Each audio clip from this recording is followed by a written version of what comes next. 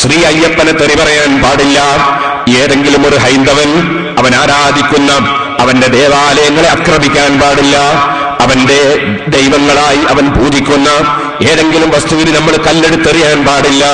നമ്മൾ അങ്ങനത്തെ യാതൊരു പ്രവർത്തനങ്ങളും ചെയ്യാൻ പാടില്ല.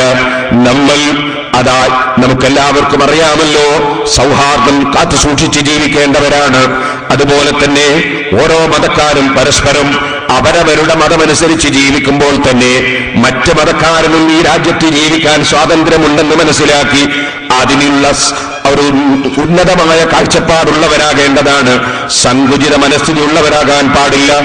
പക്ഷേ സഹോദരന്മാരെ, നമ്മുടെ പള്ളിയിൽ നമ്മൾ ജുമുഅ നിസ്കരിക്കുമ്പോൾ നമ്മുടെ തൊട്ടടുത്തുള്ള അമുസ്ലിം സഹോദരന്മാര് പള്ളിയിൽ വന്ന് നമ്മളെ നിസ്കാരത്തിന് ശല്യം ചെയ്താൽ, നമ്മുടെ പള്ളിയുടെ മുറ്റത്ത് വന്ന് അവർ നിറഞ്ഞു നിന്നാൽ, പള്ളിയിൽ അവർ കയറിയാൽ നമ്മൾക്കത് ഇഷ്ടപ്പെടുമോ? നമ്മളത് അംഗീകരിക്കുമോ?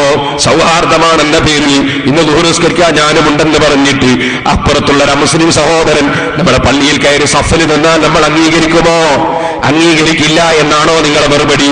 എന്നാൽ ഞാൻ ചോദിക്കുന്നു, അമുസ്ലിം സഹോദരന്മാരുടെ അമ്പലങ്ങളിലേക്ക്, ദേവാലയങ്ങളിലേക്ക്, അവരുടെ ഉത്സവങ്ങളിലേക്ക് നമ്മൾ പോകുന്നത് ശരിയാണോ സഹോദരാ? നമുക്കങ്ങനെ പോകാൻ പാടുണ്ടോ? നമ്മുടെ പെരുന്നാളിന്റെ എന്ന് പെരുന്നാൾ നിസ്കരിക്കാനും ഖുത്ബോദാനും ഒരു അമുസ്ലിം വന്നാൽ നിങ്ങൾ എന്ത് പറയും? അതുപോലെ തന്നെ ബാങ്ക് വിളിക്കാനൊരു അമുസ്ലിം വന്നാൽ നിങ്ങൾ എന്ത് പറയും? അത് നിനക്ക് ഉള്ളതല്ലെന്നും നീ പള്ളിയിലേക്ക് അതിനു വേണ്ടി വരേണ്ടതില്ലെന്നും പറയില്ലേ? എങ്കിൽ ഞാൻ ചോദിക്കട്ടെ, ഒരൽപ്പം മാന്യതയുണ്ടെങ്കിൽ സഹോദരാ, നമ്മളങ്ങോട്ട് പോയി അവരെ ശല്യപ്പെടുത്താൻ പാടുണ്ടോ? അവിടെ നമ്മൾ പോകാൻ പാടുണ്ടോ? പരിശുദ്ധ ഖുർആൻ പറയുന്നു, ഈമാനുള്ള മുസ്ലിമേ, നിനക്ക് അള്ളാഹുവിനെ ഭയമുണ്ടോ?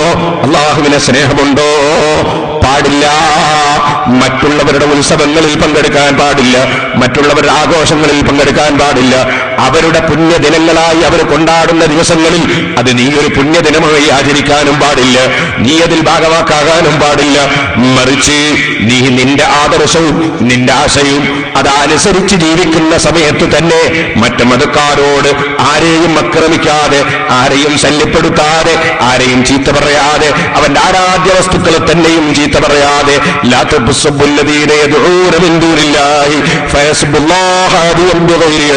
മറ്റുള്ളവർ ആരാധിക്കുന്ന ആരാധ്യ വസ്തുക്കളെ നിങ്ങൾ ചീത്ത പറയാൻ പാടില്ല. അങ്ങനെ പറഞ്ഞാൽ നിങ്ങൾ ആരാധിക്കുന്ന അല്ലാഹുവിനെ അവർ തിരിച്ചും ചീത്ത പറയാനത് കാരണമാണ്. അങ്ങനെയുള്ള ഒരു പ്രശ്നവും നീ ഉണ്ടാക്കാൻ ഇവിടെ പാടില്ല. സൗഹാർദ്ദത്തിന്റെ അന്തരീക്ഷം നിലനിർത്തി ജീവിക്കണം. തീവ്രവാദിയാകരുത്, ഭീകരവാദിയാകരുത്, വർഗീയവാദിയാകരുത്. അതേ സമയത്ത് അവരുടെ ആരാധനകൾ അവർക്ക്, നമ്മുടെ ആരാധനകൾ നമുക്ക്, നമ്മളതാ അങ്ങോട്ടും ഇങ്ങോട്ടും പങ്കെടുക്കുന്നതും ശരിയല്ല, പാടില്ല. ഇക്കാര്യം എന്റെ ഉമ്മമാരെ, എന്റെ സഹോദരന്മാരെ, നിങ്ങളെ മനസ്സിലുണ്ടാകണമെന്ന് പ്രത്യേകമായി ഉണർത്തുകയാണ്. സുബ്ഹാനല്ലാഹ്. അതേ സമയത്ത് നമ്മൾ ധർമ്മം ചെയ്യുകയാണോ? മുസ്ലിമീങ്ങൾക്ക് ധർമ്മം ചെയ്യുന്നത് പോലെ തന്നെ നമുക്ക് അമുസ്ലിമീങ്ങൾക്കും പുണ്യകരമായ ധർമ്മം ചെയ്യാം. ചെയ്താൽ അതിന് പ്രതിഫലവും ലഭിക്കും. അമുസ്ലിമീങ്ങൾക്ക് ധർമ്മം ചെയ്യാൻ പാടില്ല എന്ന് ഇസ്ലാമിലില്ല. ഇസ്ലാമിൽ വർഗീയതയില്ല. ബാബുൽ ഹദിയത്തിൽ മുശ്രിക്കീൻ, മുശ്രിക്കീങ്ങൾക്ക് ഹദിയ കൊടുക്കുന്ന അധ്യായം സഹീഹുൽ ബുഖാരിയിലെ അധ്യായമാണ്. അതുപോലെ ബാബു ഖബൂലിൽ ഹദിയത്തി മിനൽ മുശ്രിക്കീൻ, അതേ അമുസ്ലിം സഹോദരന്മാരോട് ഇങ്ങോട്ട് ഹദിയ അവർ കൊണ്ടെത്തന്ന വാങ്ങുന്ന അധ്യായം ഒരധ്യായം തന്നെയാണ് ഹദീസിന്റെ ഗ്രന്ഥങ്ങളിൽ. അതിനൊന്നും യാതൊരു വിരോധമല്ല. അതേസമയത്ത് ഇസ്ലാമിന്റെ നിയമങ്ങൾ പാലിച്ച് ജീവിക്കണം. ഇസ്ലാമിന്റെ നിയമങ്ങൾ പാലിച്ച് ജീവിക്കണം. നിയമത്തിന്റെ റൂട്ടിൽ അങ്ങനെ പോകും. അവിടെ നിയമത്തെ ആരുടെ നിയമത്തെയും ചോദ്യം ചെയ്യരുത്.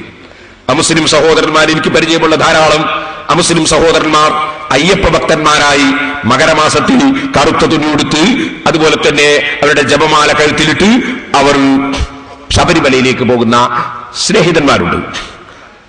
അവര് ആ മാല ഇട്ട് കഴിഞ്ഞാൽ പിന്നെ നമ്മുടെ വീട്ടിൽ നിന്ന് അല്ലെങ്കിൽ നമ്മുടെ സ്ഥാപനത്തിൽ നിന്ന് ഭക്ഷണം കഴിക്കൂല. അതവരുടെ മതത്തിന്റെ ആചാരമാണ്. അത് വർഗീയതയാണെന്ന് നമ്മൾ പറയാൻ പാടില്ല. അതവരുടെ മതത്തിന്റെ ആചാരമായിരിക്കും. നമ്മളത് ചോദ്യം ചെയ്യാൻ പാടില്ല. ഇതുപോലെ സഹോദരന്മാര്, നമ്മളിപ്പോ 1 കിലോ ഇറച്ചി വാങ്ങി അമുസ്ലിം സഹോദരന്മാർക്ക് കൊടുത്താൽ അത് പുണ്യകർമ്മമാണ്, ഇതിന് വിരോധമില്ല. അവർ തിന്നെങ്കിൽ കൊടുക്കാം. പക്ഷെ ഉളുഹിയ്യത്തിന്റെ മാംസം കൊടുക്കാൻ പറ്റില്ല. ഉളുഹിയ്യത്തിന്റെ മാംസം കൊടുക്കാൻ പറ്റില്ല. അവിടെ നിയമമാണ്. എത്രത്തോളം നിയമത്തിന്റെ റൂട്ടിൽ എങ്ങനെ പോകും.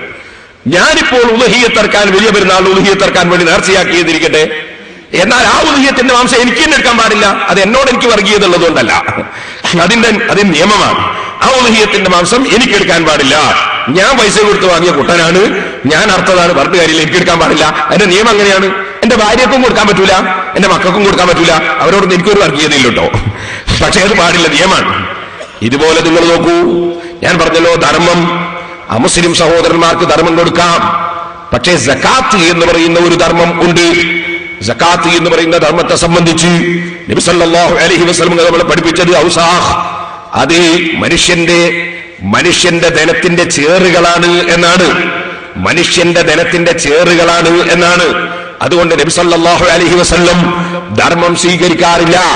നബി സല്ലല്ലാഹു അലൈഹി വസല്ലമയുടെ കുടുംബത്തിന് ഏത് ധർമ്മം? നബി സല്ലല്ലാഹു അലൈഹി വസല്ലം നിർബന്ധ ധർമ്മവും സ്വീകരിക്കാറില്ല, അല്ലാത്ത ധർമ്മവും സ്വീകരിക്കാറില്ല. ഹദിയ കൊടുത്താൽ അത് സ്വീകരിക്കും. ഹദിയയും ധർമ്മവും തമ്മിലുള്ള വ്യത്യാസം എന്താണ്? ധർമ്മം എന്ന് പറഞ്ഞാൽ സാധുക്കളെ സഹായിക്കാൻ വേണ്ടി കൊടുക്കുന്ന കൊടുതി, അതാണ് ധർമ്മം. അല്ലെങ്കിൽ പാവപ്പെട്ടവരെ സഹായിക്കാൻ വേണ്ടി കൊടുക്കുന്ന സഹായം, അതാണ് ധർമ്മം. ഹദിയ എന്ന് പറഞ്ഞാൽ ബഹുമാനിച്ചാദരിച്ച് കാഴ്ചവെക്കുന്നതിനാണ് ഹദിയ എന്ന് പറയുന്നത്. ബഹുമാനിച്ചാദരിച്ച് ഹദിയ കൊടുക്കുക, കാഴ്ചവെക്കുക. അങ്ങനെ കാഴ്ചവെച്ചാൽ നബി സല്ലല്ലാഹു അലൈഹി വസല്ലം സ്വീകരിക്കാറുണ്ട്. കാരണം അനുയായികൾക്ക് മനസ്സിൽ വിഷമം തോന്നും സ്വീകരിച്ചില്ലെങ്കിൽ. അതേ സമയത്ത് സഹോദരന്മാരെ, നിങ്ങൾക്ക് കാണാം നബി സല്ലല്ലാഹു അലൈഹി വസല്ലം തങ്ങളുടെ കുടുംബങ്ങൾ, തങ്ങന്മാര്, അവർക്കും സകാത്ത് വാങ്ങാൻ നിവൃത്തിയില്ലെന്ന് നിയമമാണ്. തങ്ങന്മാർക്ക് സകാത്ത് വാങ്ങാൻ നിവൃത്തിയില്ലെന്ന നിയമമാണ്. എന്നാൽ അതേ നിയമം പഠിപ്പിക്കുന്ന ഇസ്ലാമിൽ ഒരു നിയമം കൂടിയുണ്ട്. സകാത്തിന്റെ സംഖ്യ മുസ്ലിം സഹോദരന്മാർക്ക് കൊടുക്കാൻ പാടില്ല. സകാത്തിന്റെ സംഖ്യ, സകാത്ത് അമുസ്ലിമീങ്ങൾക്ക് കൊടുക്കാൻ പാടില്ല. കാരണം അത് നമ്മുടെ സമുദായത്തിലെ പണമുള്ള അല്ലെങ്കിൽ ഐശ്വര്യമുള്ള ആളുകളുടെ പണത്തിന്റെ ചേറ് എന്നാണ് പറയുന്നത്. ആ ചേറ് എന്ന് നമ്മൾ വിശേഷിപ്പിച്ച സാധനം മറ്റൊരു സമുദായത്തിന് കൊടുക്കുക എന്ന് പറയുന്നത് പാടില്ലാത്ത സംഗതിയാണ്. നിങ്ങൾ മനസ്സിലാക്കണം, നബി സല്ലല്ലാഹു അലൈഹി വസല്ലം തങ്ങളുടെ കുടുംബക്കാരായ തങ്ങന്മാർക്കും അത് കൊടുക്കാൻ പാടില്ല എന്നാണ്. തങ്ങന്മാരോട് നമുക്ക് വർഗീയത ഉള്ളത് കൊണ്ടല്ല, തങ്ങന്മാരോട് നമുക്ക് വർഗീയതല്ല, നമുക്ക് വലിയ ബഹുമാനമാണ്.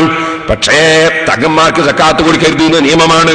ഇതുപോലെ ഇസ്ലാമിന്റെ ഒരു നിയമമാണ്, അമുസ്ലിം സഹോദരന്മാർക്ക് സക്കാത്ത് കൊടുക്കാൻ നിവൃത്തിയില്ല, ഉദ്ഹിയ്യത്തിന്റെ മാംസം കൊടുക്കാൻ നിവൃത്തിയില്ല.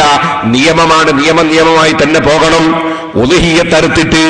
ഉദ്ഹിയ്യത്തറുത്തിട്ട് അതിന്റെ തോല് മദ്രസക്ക് കൊടുക്കുന്ന ചില ആളുകളുണ്ട്, പള്ളിക്ക് കൊടുക്കുന്ന ചില ആളുകളുണ്ട്, അതുപോലെ തന്നെ അത് ആ സ്ഥാപനത്തിന് കൊടുക്കുന്ന ചില ആളുകളുണ്ട്. പാടില്ല. അത് പാവപ്പെട്ടവർക്ക് കൊടുക്കേണ്ടതാണ്.